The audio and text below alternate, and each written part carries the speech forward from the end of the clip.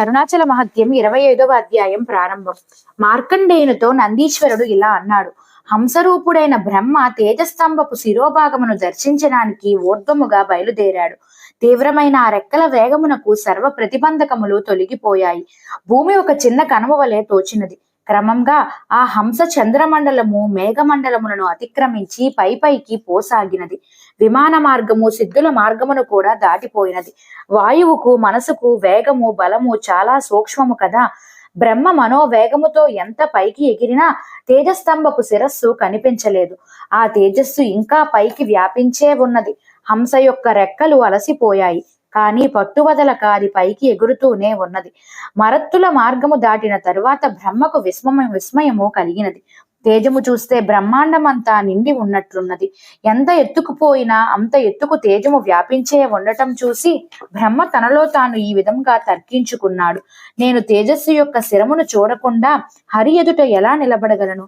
హరిని గెలిచి నా ఔన్నత్యమును నిరూపించగలిగితేనే నా ప్రాణములు ఉన్నా లేకపోయినా ఒకటే. నాకిప్పుడు ఏది గతి? నాకేదైనా ఉపాయము దొరికినా మేలు కదా.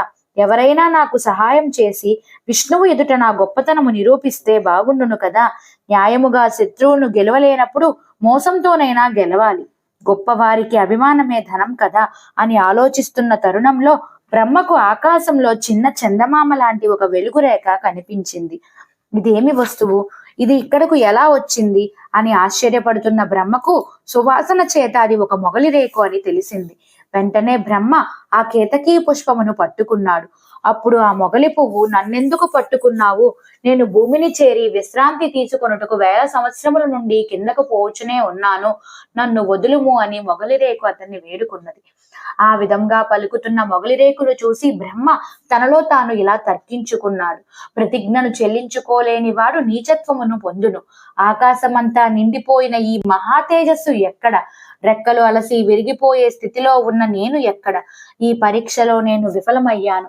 నా కళ్ళు తిరుగుతున్నవి, అంధకారం ఆవరించుచున్నది, సర్వాంగములు శిథిలమై నేలపై కూలిపోవచ్చున్నవి, నా ప్రాణములు కొడిగొట్టినవి, అహంకారము అణిగినది. ముకుందినితో శత్రుత్వం నశింపనిమ్ము. ఈ తేజోరాశి ఔన్నత్యమును తెలుసుకొనటం నా వల్ల కాదు. ఇది నాకు గాని నారాయణకి కాని దేవతలకు కాని అంతుపట్టినది కాదు.